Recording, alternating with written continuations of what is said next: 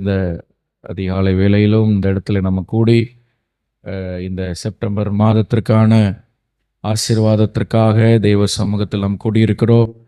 கர்த்தர் நிச்சயமாக இந்த மாதத்தை நமக்கு அவர் ஆசீர்வதித்து தருவார். ஹல்லேலூயா.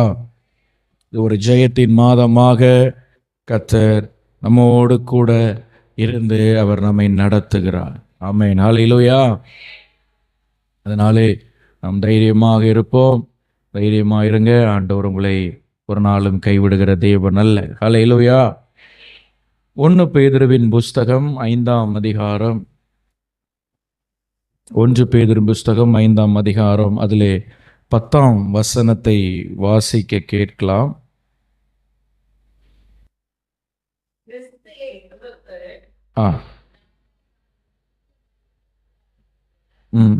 அழைத்தவராயிருக்கிற ம் ம் ம் ம் சீர்படுத்தி, ஸ்திரப்படுத்தி, பலப்படுத்தி நிலை நிறுத்துவாராக. ஒரு அல்லேலூயா சொல்லுவோம். இந்த வசனத்தினுடைய கடைசி பகுதி தான் வாக்கு தத்தம். சீர்படுத்தி, ஸ்திரப்படுத்தி, பலப்படுத்தி இந்த மாதத்திலே கர்த்தர் நம்மை நிலை நிறுத்துவார். விசுவாசிக்கிறவங்க ஆமென் சொல்லுங்க. அல்லேலூயா. இந்த மாதத்தில் கர்த்தர் சபைக்கு கொடுக்கிற வாக்கு தத்தம் என்னன்னா, நான் சபையை உறுதிப்படுத்துவேன். கர்த்தருடைய வழிகளில் கர்த்தர் நம்மை இந்த மாதத்திலே அவர் நம்மை உறுதிப்படுத்துவார், நம்மை ஸ்திரப்படுத்துவார், நம்மை சீர்படுத்துவார், நம்மை பலப்படுத்துவார், நம்மை நிலை நிறுத்துவார். ஹல்லேலூயா. நாம் ஒரு மேலோட்டமான ஒரு கிறிஸ்தவ ஜீவியம் அல்ல, ஒரு உறுதியான ஒரு கிறிஸ்தவ ஜீவியம் வாழ நாம் கர்த்தர் நம்மை அழைத்திருக்கிறார். ஹல்லேலூயா. ஒரு உறுதியான ஒரு ஆவிக்குரிய ஜீவியம் செய்ய கர்த்தர் நம்மை அழைத்திருக்கிறார். ஏன் நாம் உறுதியாய் நிற்க வேண்டும் என்று சொன்னால், நமக்கு விரோதமாக இருக்கிற சத்துருவானவன் அவன் நம்மை அழிக்கும்படியாக முயற்சி பண்ணி கொண்டிருக்கிறான். யோசேப்புடைய சகோதரர்கள் யோசேப்பை அழிக்கும்படியாக அவனுக்கு விரோதமாக பல உபாய தந்திரங்களை செய்தார்கள். அவனை விற்று போட்டார்கள். ஆனாலும் யாக்கோபு யோசேப்பை ஆசீர்வதிக்கும் போது சொல்கிறார், ஆனாலும் யோசேப்புடைய வில் உறுதியாய் நின்றது. ஹல்லேலூயா. அவன் ஒரு உறுதியுள்ள மனுஷனாக இருந்தான். ஆண்டவருக்குள்ள எடுத்த தீர்மானங்களில் உறுதியாக இருந்தான், எடுத்த முடிவுகளில் உறுதியாக இருந்தார். தன்னுடைய ஆவிக்குரிய அனுபவம் இல்லைன்னா ஆண்டவரோடு உள்ள அந்த உறவில் அவர் உறுதியாக இருந்தார். ஏதோ வாழுகிறோம் என்று அல்லாமல் அவர் அதில் எப்படி இருந்தார்? யோசேப்பு உறுதியாக இருந்தார். அல்லேலூயா. அவருக்கு அந்த அந்த கிளியரன்ஸ் இருந்தது. அவர் சும்மா எப்படியோ வாழலாம், நம்ம இப்படி இருந்துக்கலாம், அப்படி இருந்துக்கலாம், தேவைப்பட்டால் இப்படி வந்துக்கலாம், தேவைப்பட்டால் ஆண்டவர்கிட்ட போய்க்கலாம், தேவைப்படும் போது உலகத்தில் இப்படி இல்லாமல் அவர் அந்த எடுத்த அடியில் விட்டு பின்மாறல் அப்படி சொல்லுவாங்க பாருங்க, அதுபோல் அவர் உறுதியாக இருந்தார். ஹல்லேலூயா. இன்னொரு மனுஷனை கூட நம்ம பார்க்குறோம், யோபுவை குறித்து பார்க்கிறோம். அவரை குறித்து வேதத்திலே அவருடைய மனைவி கூட சொல்கிறார், நீர் இன்னும் உம்முடைய உத்தமத்தில் உறுதியாய் இருக்கிறீரோ. ஹல்லேலூயா. ஏன்னா அவருடைய உறுதியை அவங்க அம்மா அந்த அம்மா பார்க்குறாங்க. அந்த மனுஷன் இவ்வளோ பிரச்சனை வந்த பிறகு எப்படி இருக்கிறாரு? உறுதியாக நிற்கிறாரு. இன்னும் உம்முடைய உத்தமத்தில் உறுதியாக இருக்கிறீரா இப்படின்னு சொல்லி அவங்க ஆச்சரியப்படுறாங்க, கேட்குறாங்க. அப்போ கர்த்தர் கூட சாட்சி கொடுக்குற, அவன் உறுதியாக இருந்தான். பிசாசு பார்க்குறான் யோபுனுடைய உறுதியை. நம்முடைய உறுதி உலகம் பார்க்கணும், கர்த்தர் பார்க்கணும், பிசாசு பார்க்கணும். ஆமென் சொல்லுங்க. ஹல்லேலூயா. இப்போ இந்த மாதத்திலே நம்மை கர்த்தர் ஸ்திரப்படுத்தி சிறப்படுத்தி நம்மை நிலை நிறுத்தும் பொழுது நம்ம ஆண்டவருக்கு எப்படி அது நம்முடைய வாழ்க்கையில் இந்த வாக்குத்தத்தம் நிறைவேறும்? எப்படி இந்த வாக்குத்தத்தம் நிறைவேறும்? வாக்குத்தத்தம் என்று சொல்லும் பொழுது அது ஒரு என்ன சொல்லுவாங்க, பொதுவாக அந்த மந்திரம் போடுவது போல அது அல்ல. அதை கர்த்தர் நிறைவேற்ற நம்மிடத்தில் சில தகுதியை அவர் எதிர்பார்க்கிறார், சில கிரியைகளை அவர் எதிர்பார்க்கிறார். அதை நம்ம செய்யும் பொழுது அந்த வாக்குத்தத்தம் ஆம் என்றும் ஆமேன் என்றும் நிறைவேறும். ஹல்லேலூயா. முதலாவதாக சங்கீதம் 17ஆம் சங்கீதம் 5ஆம் வசனத்தை நீங்கள் வாசிக்கும் பொழுது, 17ஆம் சங்கீதம் 5ஆம் வசனத்தை வாசிங்க. ம் என் காலடிகள் வழுவாதபடி, அந்த வசனத்தை நல்லா கவனிங்க. என் நடைகளை வழிகளில் என்ன பண்ணும்? சிறப்படுத்தும் அப்படின்னு சொல்லி தாவீது சொல்றார். தாவீது என்ன வெளிப்பாடுல இந்த வசனத்தில் எழுதுறான்னு ரொம்ப ஆழமான ஒரு வார்த்தை. அப்படின்னா அவர் என்ன சொல்றாருன்னா, ஒரு இடத்துல இப்போ பொதுவாக சேர் உள்ள இடம்னு வைங்க, கொஞ்சம் சேர் இருக்க இடம். ஒரு ஆள் நடந்து போனா அதுல என்ன இருக்கும்? அந்த பாதையில ஒரு காலடி இருக்கும். என்ன இருக்கும்? அதை கிளியரா தெரியும். அந்த இடத்துல ஒரு நாள் நடந்து போயிருக்கிறார். தாவீது சொல்லுகிறார், ஆண்டவரே, நீர் எனக்கு முன்னாடி நடந்து போயிட்டீர். எப்படி நடக்கணும்னு எனக்கு ஒரு பாதையை நடந்து காட்டிட்டு போயிட்டீர். இனி என் கால் அந்த பாதத்துல உறுதிப்படணும். என்ன அழகா எழுதியிருக்கிறார் பாருங்க. ஹல்லேலூயா. அவர் இப்ப நம்ம கூட சொல்லலாம், இயேசு நமக்கு மனுஷனாய் வந்து அவர் எப்படி நடக்கணும் நடந்து காட்டிட்டு போயிட்டார். இப்ப நம்ம சொல்லலாம், தாவீதுக்கு என்ன வெளிச்சம் இருந்தது தெரியல, ஆச்சரியமா இருக்கு. அவ்வளோ அழகாக எழுதுகிறார், என் காலடிகள் வலுவாதபடிக்கு என் நடைகளை வழிகளில் ஸ்திரப்படுத்தும். ஹல்லேலூயா. இப்போ நான் ஒரு பாதையில் நடக்க விரும்புகிறேன் ஆண்டவரே. அது என்ன பாதைன்னா, நீர் ஏற்கனவே நடந்து எனக்கு காமிச்சிருக்கிறீர். இனி நான் புதுசாக ஒரு பாதை உருவாக்க வேண்டிய அவசியம் இல்லை. இயேசு நமக்கு எப்படி வாழணும்னு சொல்லி வெறும் 3 வருஷத்தில் வாழ்ந்து காட்டிட்டார். ஹல்லேலூயா. ஒரு மனுஷன் 100 வயசு வாழ்ந்தாலும் அதுக்கு மேலே வாழ்ந்தாலும் எப்படி வாழணும்னு இயேசு நடந்து காண்பித்து விட்டு வெறும் 3 வருஷத்தில் அதை செய்து விட்டார். இப்போ நம்ம வேலை என்னன்னா, அந்த பாதப்படி அந்த பாதத்தின் அடியை நம்ம கண்டுபிடிக்கணும்.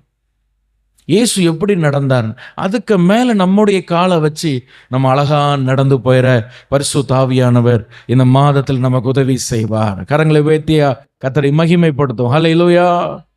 அதனால சங்கீதம் 105 119 105 சொல்லுகிறது, உம்முடைய வசனம் என் கால்களுக்கு தீபம், என் பாதைக்கு அது எப்படி இருக்கிறதுங்க? வெளிச்சமா இருக்கிறது. ஹல்லேலூயா. அப்போ நல்ல கவனிங்க, அதுல 2 வார்த்தை இருக்கு. ஒன்று பாதை, இன்னொன்று கால். ஹல்லேலூயா. சரி, நல்ல கவனிங்க. உம்முடைய வசனம் என் கால்களுக்கு தீபம், என் பாதைக்கு என்னது? வெளிச்சம். அப்போ 2 விஷயம் இருக்கு. இப்போ இந்த இடத்துல இருந்து 2 பாதை வருது, அப்படிதானே? உதாரணமா நீங்க புரிஞ்சுக்கோங்க. இதுல நீங்க போனீங்கன்னா அங்கிட்ட ஒரு பாதை போகுது, இங்க ஒரு மோவருக்கு ஒரு பாதை போதா? 2 பாதை போகுது. இப்போ தாவீது என்ன சொல்றாருன்னா, முதல்ல நான் என்ன கண்டுபிடிக்கணும்? பாதையை கண்டுபிடிக்கணும். ஃபர்ஸ்ட் என்ன கண்டுபிடிக்கணும்? பாதையை. 2வது என்ன கண்டுபிடிக்கணும்? காலடியை கண்டுபிடிக்கணும். 2 விஷயம் இருக்கு. ஹல்லேலூயா. ஃபர்ஸ்ட் என்ன கண்டுபிடிக்கணும்? பாதையை கண்டுபிடிக்கணும். 2வது காலடியை கண்டுபிடிக்கணும். அப்போ எனக்கு முன்னாடி நான் எப்படி வாழணும்னு ஒரு நபர் வாழ்ந்து காட்டிட்டு போயிட்டாரு. இப்போ அவர் போன பாதையும் கண்டுபிடிக்கணும், காலடியும் நான் என்ன பண்ணணும்? கண்டுபிடிக்கணும். இதுக்கு எனக்கு உதவியா இருக்கிறது நான் கையில வச்சிருக்கிற இந்த வேத வசனம். ஹல்லேலூயா. உம்முடைய வசனம் என் கால்களுக்கு தீபமா இருக்கு. அதை வச்சு என்ன பண்றாருன்னா, அந்த தீபத்தை வச்சு அவர் என்ன பண்றாருன்னா, அந்த பாதையை கண்டுபிடிக்கிறார். கண்டுபிடிச்சு அந்த தீபத்தை வச்சு, அந்த வெளிச்சத்தை வச்சு அவருடைய காலடியும் அவர் கண்டுபிடிக்கிறார். ஹல்லேலூயா. அப்ப நல்லா கவனிங்க, நிறைய பேருக்கு பாதை தெரியும், ஆனா காலடி தெரியாது. இதுதான் பாதை நமக்கு தெரியுது. ரட்சிக்கப்பட்டு ஞானஸ்நானம் எடுத்து பரிசுத்தாவின் அபிஷேகம் பெற்று சத்தியத்தில் நம்ம நின்னாதான் பரலோகம் போகும். ஏன்னா இயேசு நானே வழியும் சத்தியமும் ஜீவனும் சொல்லியிருக்கிறார். இந்த பாதை தெரியுது, ஆனால் காலடி தெரியாமல் இருக்கு. ஹல்லேலூயா. இந்த காலடி என்று சொல்வது ஒரு ஆழமான உறவை காட்டுது. ஏதேன் தோட்டத்தில் இவர் ஆதாம் ஏவாள் இழந்தாங்க பாருங்க, அந்த உறவை அது காட்டுகிறது. ஹல்லேலூயா. அப்போ இந்த மாதத்தில் நீங்கள் வேதத்தை எல்லா மாதத்திலும் வாசிக்கிறது போல அல்ல, இன்னும் கொஞ்சம் உன்னிப்பாக, இன்னும் கொஞ்சம் கவனமாக, ஆழமாக அவருடைய பாத அடியை கண்டுபிடிக்க கர்த்தருடைய ஆவியானவர் நம்முடைய கண்களை திறப்பாராக. ஹல்லேலூயா. ஹல்லேலூயா. ஒரு அதாவது அவர் நம்ம ஜெபிக்கும் பொழுது அவருடைய சத்தத்தை இன்னும் கவனமாக கேட்க வேதத்தை வாசிக்கும் போது கர்த்தருடைய சத்தத்தை இன்னும் ஆழமா கேட்க கர்த்தர் இந்த மாதத்துல ஒரு உறுதியான ஆழமான அனுபவத்துல இந்த வேத வாசிப்புல ஆண்டவர் உங்களை கொண்டு போனா கண்டிப்பாக நீங்க உறுதிப்படுவீங்க, ஸ்திரப்படுவீங்க, நீங்க நிலைநிறுத்தப்படுவீங்க.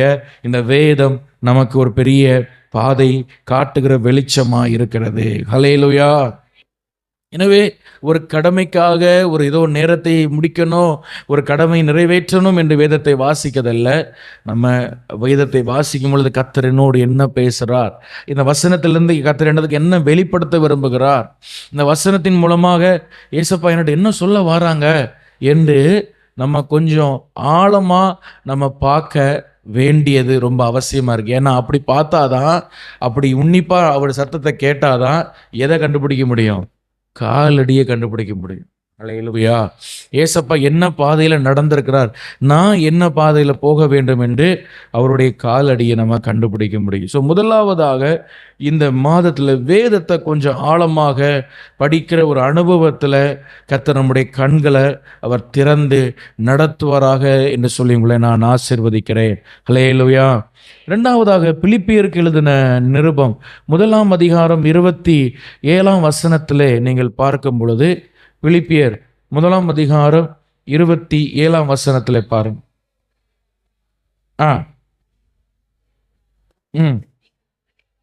நான் வந்து உங்களை கண்டாலும், நான் என்ன செய்யாம இருந்தாலும், வராம இருந்தாலும், நீங்கள் ஒரே ஆவியிலே உறுதியாய் நின்று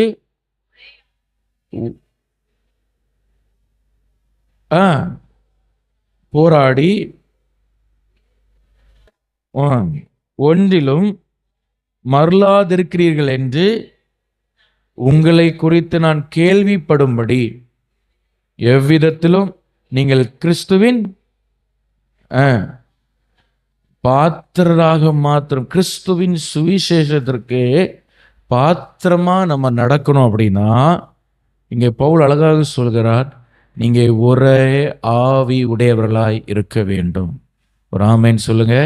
அல்லேலூயா. அப்போ அந்த ஒரே ஆவி என்று சொல்வது அது ஒரு ஒற்றுமை, அது ஒரு அன்பு, அது ஒரு ஐக்கியம், ஒரு குடும்ப உறவு, அது என்ன பண்ணுகிறது, அதை காண்பிக்கிறது. ஆமென் சொல்லுவோம். அல்லேலூயா. அது மட்டும் இல்லாம இல்லை கவனிங்க, ஒரு சபை என்று சொல்வது அது ஒரு குடும்பம். அது ஒரு சின்ன குடும்பமோ பெரிய குடும்பம், அது என்னதுங்க, அது ஒரு குடும்பம். நீங்கள் ஒரு திருமண வீட்டுக்கு போகிறீங்க, அங்கே போயிட்டு என்ன பண்ணி சாப்பிட்டுட்டு வந்துடுவீங்களா? முதல்ல எதுக்கு போவோம்னா சாப்பிட்றதுக்கு இல்லை. அங்கே போனால் நான் சொந்தக்காரங்களை பார்க்கலாம், பல வருஷமாக பார்க்காதவங்களை என்ன பண்ணலாம், பார்க்கலாம். அதே போல் இந்த சபையும் என்பது ஒரு குடும்பம் போல். ஆராதனை முடிஞ்சோடனே ஸ்பீடாக வீட்டுக்கு என்ன பண்ணிடக்கூடாது, முடிஞ்சு கண்ணை தரங்க ஆளை காண மாட்டேங்க. சில பேரை உட்காந்து 4 பேர்கிட்ட பேசி அவங்களுடைய காரியங்களை கேட்டு, அல்லேலூயா, அப்படி நீங்கள் செய்யுங்க. அது ஒரு நல்லா இருக்கும். ஆமென். முடிஞ்ச உடனே எம்டி ஆகிடக்கூடாது. சர்ச்சு சுற்றி உட்காந்து என்ன பண்ணுங்க, பேசி நான் அதை என்ன பண்ணுறீங்க, என்ன வேலை எப்படி போகுது, தொழில் எப்படி போகுது, என்ன மாதிரி பண்ணுறீங்க, உடம்பு பரவாயில்லையா, போன வாரம் உடம்பு முடியலன்னு சொன்னீங்களே, இப்போ உடம்பு உங்களுக்கு எப்படி இருக்குது, இந்த மாதிரி நம்ம விசாரிக்கிறது அது நம்முடைய அன்பை அதிகப்படுத்தும், ஐக்கியத்தை அதிகப்படுத்தும். ஒருவர் பாரத்தை ஒருவர் சுமக்க வேண்டும் என்று வேதம் சொல்கிறது. ஹல்லேலூயா. புரியுதா? ஆராதனை முடிஞ்சோன்னு நிற்பாங்க லைனில், முடிஞ்சு இப்போ ஜெபம் பண்ணுங்க, ஜெபம் பண்ணி முடிஞ்சு அங்கே போனால் ஆளை காணாது, சிட்டில் பிறந்துடும் வீட்டுக்கு. ஏன்னா பசி வந்துடும். ஒரு 5 நிமிஷம் ஆகிலும் இருந்து நீங்கள் அதை ஒரே ஆவியில் இந்த மாதத்தில் அந்த பழக்கத்துக்குள்ளே நீங்கள் வரும்படி உங்களை அன்பா நான் கேட்குறேன். அல்லேலூயா. என்னட்ட பேசுங்க. சில பேர்ட்டெல்லாம் பேசணும்னு எது நினச்சிட்டு வருவேன், அவங்களுக்கு காணாது. அப்போ இந்த பக்கத்தில் இருக்கவங்கள்ட்ட பேசுங்க, 4 பேர்கிட்ட ஒரு பிரைஸ் லார்ட் சொல்லுங்கள், ஸ்தோத்திரம் சொல்லுங்கள். உங்கள் கடமை முடிஞ்சு என்ன செஞ்சிடக்கூடாது, போயிடக்கூடாது. இது ஒரு குடும்பம். ஆமென் சொல்லுங்கள். அல்லேலூயா. அப்போ இந்த குடும்பத்தில் நீங்கள் ஒரே ஆவியாக நம்ம இருக்கணுமா, ஒரே ஆத்துமாவிலே நம்ம இருக்கணும். இது ஆக்சுவலி என்ன சொல்லுகிறது அப்படின்னா, இது ஒன்று, இந்த ஐக்கியம் ஒன்று சொல்லுகிறது. இன்னொரு விஷயம் என்னன்னா, பரிசுத்தாவியில நம்ம பலப்பட்டு, எதுக்குன்னா சுவிசேஷம் சொல்லுகிற ஒரு பிரயாசத்தை இந்த மாதத்தில் நீங்கள் எடுக்கணும். ஆமென். ஹல்லேலூயா. என்ன பிரயாசம்? சுவிசேஷம் சொல்லுகிற ஒரு பிரயாசத்தை நம்ம எடுக்கணும். பொதுவாக இந்த மாதத்தில் நம்ம அதுக்கான சபையாக நம்ம சில காரியங்களை செய்ய போகிறோம். எத்தனை பேர் வருவீங்க எனக்கு தெரில. நான் உங்களை எல்லாம் உற்சாகப்படுத்துகிறேன். நீங்கள் எல்லாரும் வாங்க. சில கிராமங்களுக்கு நம்ம போய் என்ன பண்ணோம், இந்த ட்ராக்ஸ் எல்லாம் கொடுத்து, நோட்டீஸ்லாம் கொடுத்து இது பண்ணணும். சரி, அப்போ ஒரு காஸ்பல் நற்செய்தி சொல்ல நம்ம சில முயற்சி எடுத்தால், அதில் நம்ம ரொம்ப கவனமாக இருந்தால், கர்த்தர் நம்மளை உறுதிப்படுத்துவது ரொம்ப பிரயோஜனம், ரொம்ப ஈஸியாக இருக்கும். நீங்கள் ஆண்டவர் உங்களை ரட்சித்தார், அபிஷேகம் பண்ணியிருக்கிறாருன்னு சொன்னால், ஆண்டவருக்காக ஏதாவது ஒரு குட்டி ஊழியமாவது நீங்கள் செய்யணும். ஹல்லேலூயா. சின்ன ஊழியமோ பெரிய ஊழியமோ, நீங்கள் ஊழியத்தில் இல்லைன்னா பிசாசு உங்களை வஞ்சித்துருவோம். நீங்கள் ஏதாவது ஒரு சின்ன ஊழியத்தில் உங்களை ஈடுபடுத்தியே ஆக வேண்டும். ஹல்லேலூயா. ஏன்னா நமக்குள்ள இருக்கிற அபிஷேகம் அதை ஆவியானவர் அதை எதிர்பார்க்கிறார். நீங்கள் அதை செய்யலைன்னா பிசாசு உங்களை ஏதாவது வகையில் உங்களை அவன் கீழே தள்ளுறதுக்கு ஈஸியாக இருக்கும் அவனுக்கு. அப்போ சில நேரங்களில் அநேக தேவ பிள்ளைகள் ஏன் கர்த்தருடைய பாதையில் உறுதிப்படாமல் இருக்கிறாங்க தெரியுமா? அவர்களுக்குள்ள ஒரு ஆத்தும பாரம் கிடையாது. கர்த்தருக்காக ஏதாவது ஒன்று செய்யணும், எனக்கு முடிஞ்ச அளவுக்கு சின்ன ஒரு காரியத்தை நான் செய்யணும் என்று அவங்க எந்த முயற்சியும் எடுக்காமல் அவங்க பாட்டுக்கு கடவுள்கிட்ட நான் கேட்பேன், கடவுளை தந்தா வாங்கிடுவேன் அப்படின்னு அந்த ஒரு மனப்பான்மையில் இருப்பது மிகப்பெரிய தவறு. ஹல்லேலூயா. எனவே இங்கே நீங்கள் வாசிக்கும் பொழுது பவுல் சொல்கிறார், நீங்கள் பரிசுத்தாவில் உறுதிப்படணும். எதுக்கு தெரியுமா? நீங்கள் சுவிசேஷம் சொல்ல கர்த்தர் உங்களுக்கு அந்த கிருபை தருவாராக. ஹல்லேலூயா. அதுக்கு நல்ல பிரயாசத்தை எடுங்க. சபை மூலமாக சில பிரயாசம் எடுக்கும்போது அதுக்கு நீங்கள் என்ன பண்ணணும்? ஒத்துழைக்க வேண்டும். அதே நீங்கள் இன்னொரு வசனம் கூட 1 தீமோத்தேயு 2ஆம் அதிகாரம் 10ஆம் வசனத்தில் வாசிக்கும் பொழுது பவுல் இப்படியாக அழகாக சொல்லுகிறார். 1 தீமோத்தேயு 2ஆம் அதிகாரம் 10வது.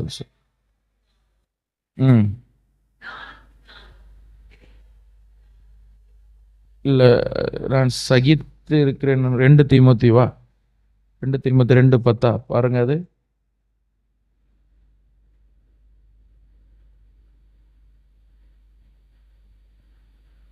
2:10. 2 தீமோத்தேயு 2:10. தெரிந்து கொள்ளப்பட்டவர்கள் கிறிஸ்து இயேசுவினால் பெற்றுக்கொள்ளும்படிக்கு அவர்கள் நிமித்தமாக நான் என்ன பண்ணுறேன்? சகிக்கிறேன். பார்த்தீங்களா எவ்வளோ அழகாக அவருக்கு நிறைய பிரச்சனை வருது, நிறைய போராட்டம் வருது. ஆனால் அவர் என்ன பண்ணுறாராம்? கிறிஸ்துவுக்காக மட்டுமல்ல, கிறிஸ்து இயேசுவினால் உண்டான ரட்சிப்பு மற்றவங்க பெறுவதற்காக எனக்கு வர்ற எல்லா பிரச்சனையும் நான் நிற்கிறேன் அப்படின்னா அதுக்கு அர்த்தம் என்ன? எப்படியாவது நான் நின்னாதான் இன்னொருத்தவங்கள நான் என்ன பண்ண முடியும்? ஆண்டவருக்குள்ள கொண்டு வர முடியும். இப்போ நான் நின்று தான் ஆகணும் அப்படிங்கிறது ஒரு அந்த மைண்டு வருது பாருங்க. அப்போ இதெல்லாம் அந்த ஊழியத்தில் இருக்கிறதுனால தான் அந்த மைண்டு வருது. அப்படியே ஆமாவா இல்லையா? ஹல்லேலூயா. அப்போ பிசாசு நம்மளை வஞ்சிக்கிறதுக்கு ஒரு நம்மளே வழியை திறந்து கொடுக்கக்கூடாது. அப்போ உங்களுக்கு நீங்கள் முதலாவதாக நான் சொல்லுவேன், ஆத்துமாக்களுக்காக அதிகமாக நீங்கள் ஜெபிக்கணும். நீங்கள் ஜெபிச்சாதான் ஆண்டவர் உங்களை பயன்படுத்த முடியும். முதல்ல என்ன செய்யணும்? நல்ல ஜெபிக்கணும். அதுக்கான ஒரு பாரத்தை ஆண்டவர்கிட்ட கேட்டு நீங்கள் முதல்ல ஆத்துமாக்களுக்காக ஜெபிக்கணும். நல்லா உட்காந்து டைம் எடுத்து நீங்கள் ஜெபிக்கணும். தேசங்களுக்காக நீங்கள் ஜெபம் பண்ணணும், எல்லாம் நீங்கள் ஜெபிக்கணும். அதுக்கு போக உங்களை ஆண்டவர் ஆவியில் பலப்படுத்தும்படியாக நீங்கள் ஜெபிக்கணும். ஏன்னா நீங்கள் மற்றவங்களுக்காக ஜெபிக்கும் பொழுது, தேசங்களுக்காக ஜெபிக்கும் பொழுது அந்த போராட்டம் உங்களுக்கு வரும். இப்போ ஒரு கிராமத்துக்காக ஜெபிக்கிறீங்கன்னா அந்த கிராமத்திற்கு போராடுகிற சில ஆவிகள் உங்களுக்கு விரோதமாக போராட வரும். அப்போ நீங்கள் உங்கள் ஆத்தும மனுஷனை, அந்த பலனை, ஆவிக்குரிய பலனை நீங்கள் அதில் கொஞ்சம் கவனமாக நீங்கள் அதை பலப்பட்டுக்கணும். ரெண்டாவதாக கர்த்தர் உங்களை எந்த ஊழியத்தில் கொண்டு போக உங்களை பாரப்படுத்துகிறாரோ அதை நீங்கள் செய்யணும். ஹல்லேலூயா. உங்களுக்குள்ள ஒரு பேர்டன் தருவார், ஒரு பாரத்தை தருவார். இதை எல்லாம் செய்கிறாங்க, நானும் செய்கிறேன், அவங்கள பார்த்து நான் காப்பி அடிப்பேன்ல கிடையாது. உங்களுக்குள்ள ஒரு பேர்டன், ஒரு பாரம் வரும். இப்படி பண்ணலாம் அப்படின்னு ஒரு எண்ணம் வரும். அதை நீங்கள் செய்தால் அது உங்களுக்கு ஆசீர்வாதமாக இருக்கும். ஸோ ரெண்டாவது நான் சொன்னேன், சுவிசேஷத்தில் நீங்கள் கவனம் செலுத்தினா கர்த்தர் உங்களை உறுதிப்படுத்துவார். மூணாவது லூக்கா 22ஆம் அதிகாரம் 32ஆம் வசனம் வாசிங்க. லூக்கா 22:32.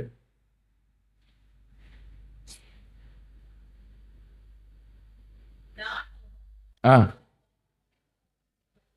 ஆ உனக்காக வேண்டிக் கொண்டேன், உன் சகோதரனை ஸ்திரப்படுத்து அப்படின்னு ஆண்டவர் சொல்கிறார். இங்க பேதுருவை பார்த்து ஆண்டவர் சொல்கிறார், பேதுருவே, பிசாசு உன்னைய கோதுமை சுழலினால் புடைகிறது போல உன்னை புடைகிறதுக்கு என்கிட்ட பெர்மிஷன் கேட்டான். அப்படின்னா உன் லைஃப் பதறாய் போகணும். பதர்னா என்னது? யூஸ்லெஸ்ஸாக போகணும் அப்படின்னு பெர்மிஷன் கேட்டான். ஆனால் நீ பதறா போக எனக்கு மனசு இல்லை, நீ ஒரு நல்ல கோதுமை மணி, அதனால நான் உனக்காக என்ன பண்ணேன் பாருங்க. ஆண்டவருக்கு இருதயத்தை பாருங்க, எவ்வளோ அழகா, எவ்வளவு ஜெபம் பண்ணியிருக்கிறாரு பேதுருக்கு. அப்போ எப்படி ஜெபம் பண்ணியிருப்பார் பாருங்க. அல்லேலூயா. உனக்காக நான் ஜெபம் பண்ணேன். இது எதுக்கு சொல்கிறாருன்னா, உனக்காக நான் ஜெபம் பண்ணேன்னு அதை ஒரு விளம்பரத்துக்காக சொல்லலை. நீ கொஞ்சம் கவனமாக இருக்கணும், நீயும் ஜெபம் பண்ணணும், அதுதான் அதனுடைய அர்த்தம். நான் சொல்கிறது புரியுதா? அல்லேலூயா. நான் உனக்காக ஜெபம் பண்ணேன்னு ஆண்டவர் தன்னை நான் பெரிய ஜெப வீரன் விளம்பரப்படுத்தலை. நான் ஜெபித்தேன், ஆனால் நான் ஜெபித்தா மட்டும் போதாது, நீயும் என்ன பண்ணணும்? ஜெபிக்கணும் அப்படின்னு அவனுக்கு ஒரு நல்ல ஒரு ஆலோசனை ஆண்டவர் சொல்லுகிறார்.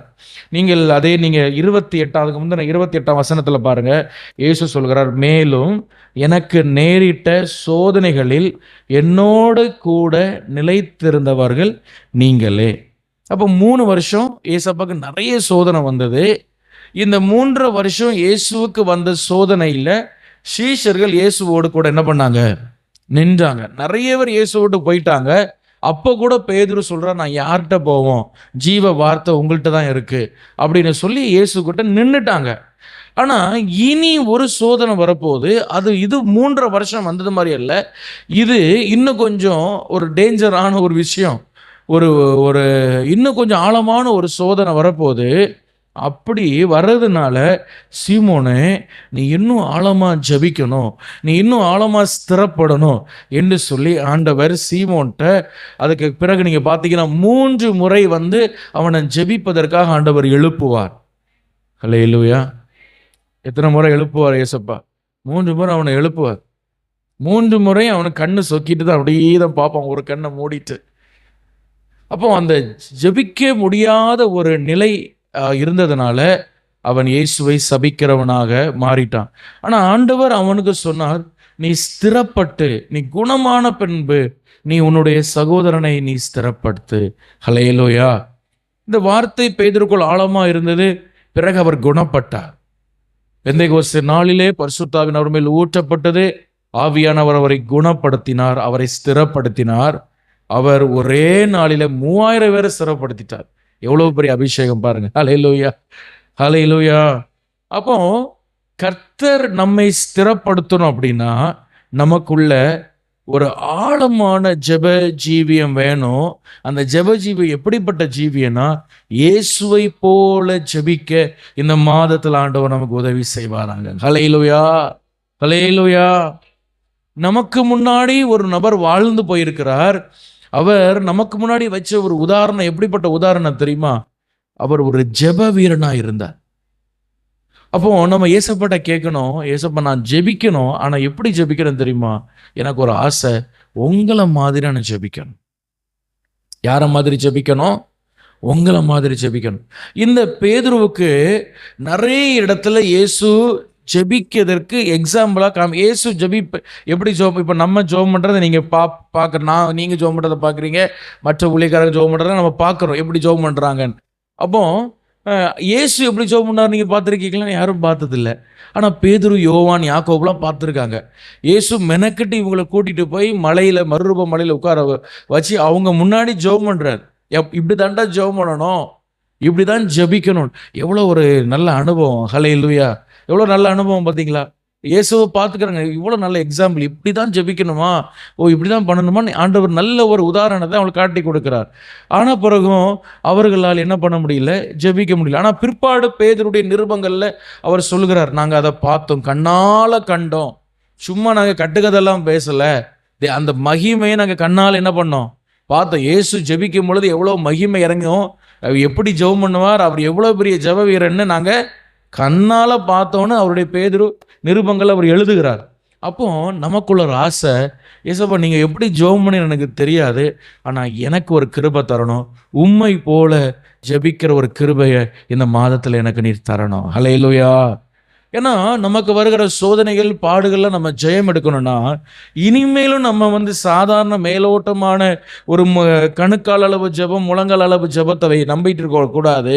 இயேசுவை போல கடக்க முடியாத ஆழத்தில் நம்ம ஜெப அனுபவம் இருந்தால் நம்ம ஸ்திரப்படுவது கர்த்தருக்கு லெகுவாக இருக்கும். ஹல்லேலூயா. இயேசு பிதாவின் வலது பார்சத்தில் நமக்காக ஜெபித்து கொண்டு தான் இருக்கிறார். அதை மட்டும் நம்பிக்கொண்டு இருக்கக்கூடாது. ஹல்லேலூயா. அப்போ இயேசு பாருங்க, சில பேர் அந்த ஜெபத்தை சில இடங்களில், இப்போ நம்ம பொதுவாக்குள்ள குறை சொல்கிறதுக்குள்ள அவங்க தெரியாமல் பண்ணுறாங்க.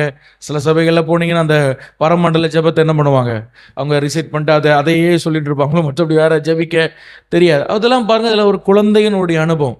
சின்ன பிள்ளைகளுக்கு அந்த காலத்தில் அந்த மிஷினரிகள் எப்படி ஜெபிக்கிறோன்னு தெரியலன்னா புதுசாக வந்தவங்களுக்கு அதை சொல்லி கொடுத்தாங்க. நீங்கள் இப்படி ஜெபம் பண்ணுங்கள், இந்த ஜெபத்தை திரும்ப திரும்ப சொல்லுங்க. ஆனால் அது சாகர வர அதை சொல்லணும்னு அவசியம் இல்லை. ஹல்லேலூயா.